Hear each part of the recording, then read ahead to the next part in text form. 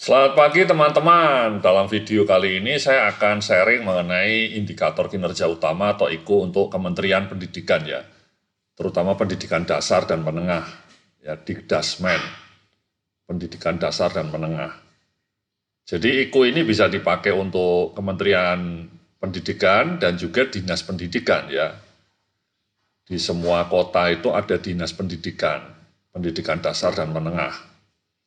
Nah, IKU ini bisa Anda pakai kalau Anda bekerja di Kementerian Pendidikan atau Dinas Pendidikan ya. 10 IKU ini merupakan indikator yang lazim digunakan oleh Kementerian Pendidikan di berbagai negara di dunia. Ya, jadi Ministry of Education itu IKU-nya biasanya tidak jauh berbeda dengan 10 IKU yang saya tampilkan di sini. Harapan saya nanti 10 IKU ini dijadikan dasar IKU yang cukup resmi untuk kementerian atau dinas pendidikan dan kemudian dipublikasikan ya. Karena di dalam video ini saya nanti tidak hanya mencantumkan IKU-nya tapi juga targetnya. Target yang ideal untuk setiap IKU itu berapa. Nah, harapannya IKU dan target yang ideal itu dipublikasikan di semua website. Jadi website Dinas Pendidikan Kota atau website Kementerian Pendidikan itu di halaman pertamanya kalau bisa mencantumkan 10 IKU ini, karena dengan IKU inilah masyarakat bisa menilai, publik bisa menilai apakah kinerja Anda sesuai harapan atau tidak. Jadi bukan hanya targetnya, tapi juga kemudian realisasinya nanti ditampilkan juga. Realisasi tiap bulannya atau tiap semester ya, atau bahkan tiap tahun. Oke, mudah-mudahan nanti IKU ini bisa bermanfaat bagi Anda semua ya. Anyway, kenalan dulu sebentar ya. Nama saya yang menjadi narator ini adalah Yudhya Antareksa. Saya seorang konsultan manajemen, saya pernah sekolah S2 di Amerika, HR Management. Saya penulis buku. Dan yang terakhir itu Pak, ya ibu-ibu ya, yang penting ya, kalau kementerian atau dinas Anda atau lembaga Anda butuh narasumber atau konsultan untuk penyusunan IKU, atau Renstra, atau RJPM, RJPP, silakan hubungi saya ya, di WA ataupun alamat email ya. Saya tunggu teman-teman ya undangannya ya. Kemudian materi ini bisa Anda download secara gratis ya, link download ada dalam deskripsi video ini ataupun komen ya. Jadi dalam materi gratis ini Anda bisa melihat IKU dan target IKU untuk hampir semua kementerian dan dinas, dan juga ikut serta target IKU untuk Presiden, Gubernur, dan Wali Kota Republik Indonesia. Ya, jadi lengkap ini saya sajikan secara gratis. Anda bisa adopsi. Video untuk lembaga-lembaga lain juga ada di channel YouTube saya ya. Anda bisa simak dan subscribe ya. Silakan lihat kalau Anda mau lihat IKU Presiden, IKU Gubernur, atau IKU Wali Kota, Anda juga bisa lihat di channel YouTube saya ini. Oke?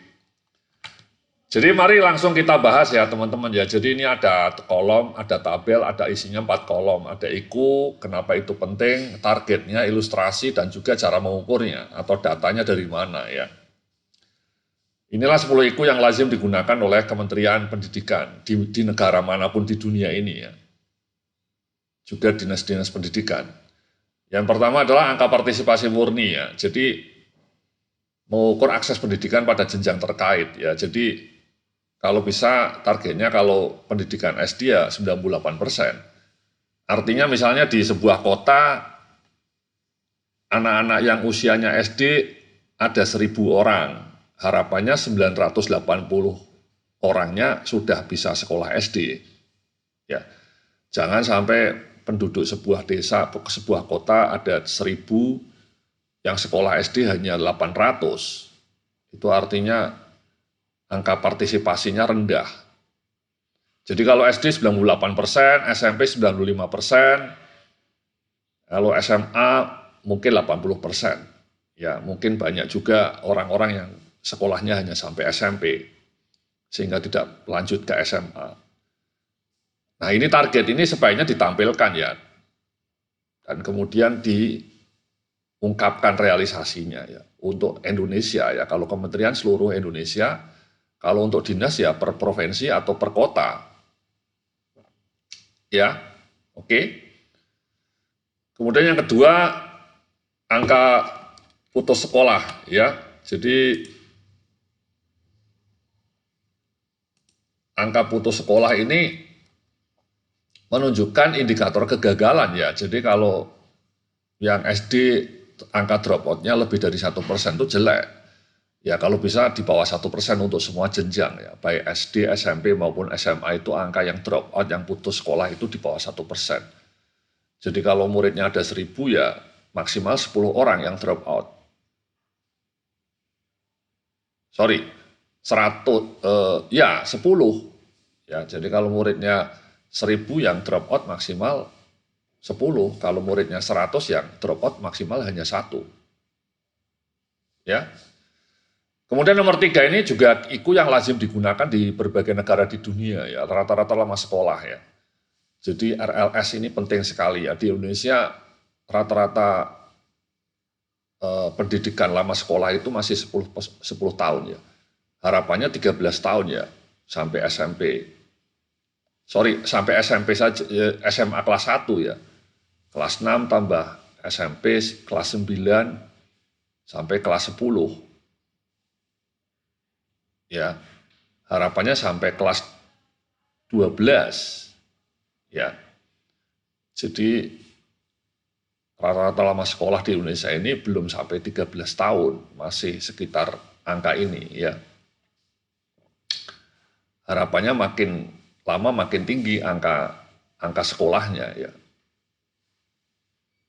At least 13 tahun lah ya. Kalau 13 tahun itu berarti sudah lulus SMA.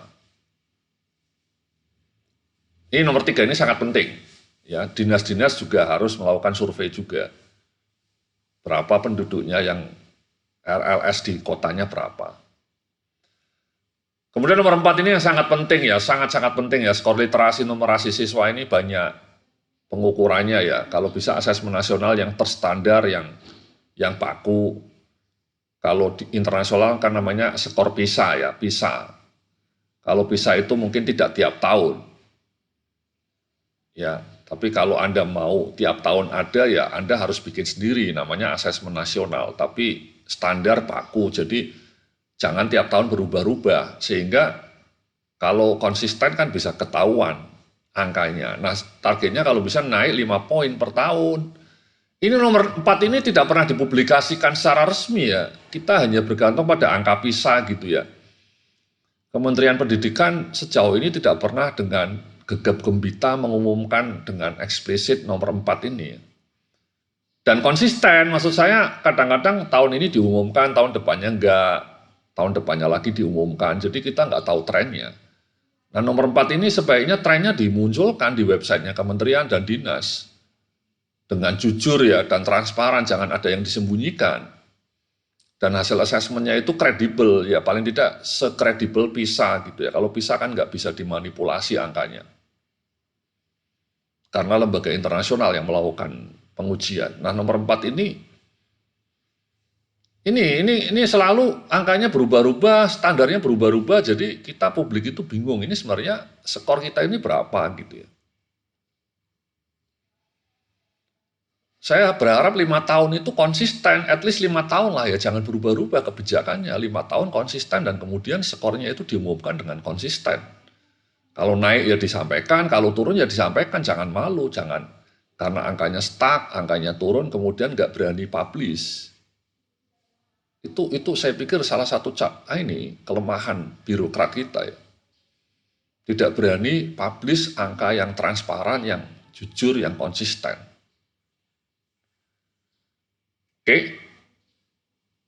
Soalnya nomor 4 ini berhubungan dengan nomor 5 ya. Jadi nomor 5 oke lah, sertifikasinya oke. Sekarang juga ada tunjangan kompetensi gitu ya. Targetnya 85% guru bersertifikat, bagus. Tapi apakah nomor 5 ini berdampak terhadap nomor 4 gitu ya.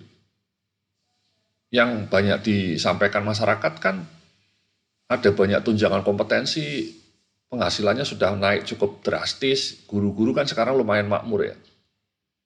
Yang punya sertifikasi ya. Tapi apakah peningkatan kesejahteraan guru itu, peningkatan kompetensi guru itu berdampak langsung terhadap nomor 4 enggak? Kelihatannya tidak kuat ya korelasinya ya. Buktinya skor PISA kita itu stagnan gitu ya. Jadi ini PR besar nomor 4 ini menurut saya. Jadi sekali lagi saya berharap Kepala Dinas, Menteri Pendidikan Dasar dan Menengah betul-betul konsisten mengukur yang nomor 4 ini. Kemudian nomor 6 rasio guru ya, ini ada targetnya juga bisa. Kemudian nomor 7 ketersediaan layak ya 90% sekolah layak, ini audit ya, audit sarana prasarana. Kemudian nomor 8 juga sangat penting. Ini juga jarang dilakukan, tracer studinya itu tidak pernah diumumkan ya. 60% lulusan bekerja di bawah 6 bulan misalnya. Sekarang banyak lulusan SMK yang masih menganggur. Ya SMK ini sekarang banyak berdiri tapi masih banyak pengangguran. SMK itu tingkat penganggurannya mungkin bisa sampai 7%. Jauh di atas pengangguran nasional. Nah nomor 8 ini again Kementerian Pendidikan, Dinas Pendidikan tidak pernah melakukan publikasi datanya dengan konsisten ya. Dengan transparan ya, berapa persen ya, yang mengumumkan datanya adalah orang-orang BPS ya. Kalau misalnya nomor 8 tidak mudah mengukurnya ya mungkin diganti ini aja tingkat pengangguran lulusan SMK gitu ya. Kalau tinggi kan berarti vokasinya belum relevan. Oke, kemudian nomor 9 tingkat penyerapan anggaran ini ya efektivitas ya 95%. Terserap. Kemudian nomor 10 ini yang tidak kalah penting ya, 80% publik puas terhadap layanan publik pendidikan. Jadi inilah 10 IKU yang wajib digunakan oleh Kementerian Pendidikan Dasar dan Menengah dan juga Dinas Pendidikan ya. Sekali lagi tolong ini angkanya dipublish tiap tahun, disampaikan di websitenya kementerian, websitenya dinas-dinas, kabupaten kan semua punya website. Ya, jadi saya tahu, saya sebagai publik tahu berapa pencapaian Anda untuk 10 IKU ini. Tiap tahunnya dilacak dengan konsisten dan berani dipublikasikan. Ya, jadi sekali lagi saya berharap tahun 2026, 2027 sampai nanti 2045 IKU-nya itu ya sebaiknya tetap sama seperti ini, IKU-nya tidak usah banyak berubah. Jangan terlalu bertele-tele. IKU-nya 10 sampai di tahun 2045. Tapi kemudian targetnya yang berubah dan pencapaiannya makin baik. Tahun 2045 nomor 4 harusnya sudah setara 80 misalnya nilainya atau 90 gitu ya. Jadi itu ya teman-teman ya. Mudah-mudahan IKU ini bermanfaat bagi Anda sehingga pendidikan kita maju karena SDM adalah salah satu pilar utama kemajuan bangsa. Oke. Terima kasih, salam sukses, penuh kemuliaan.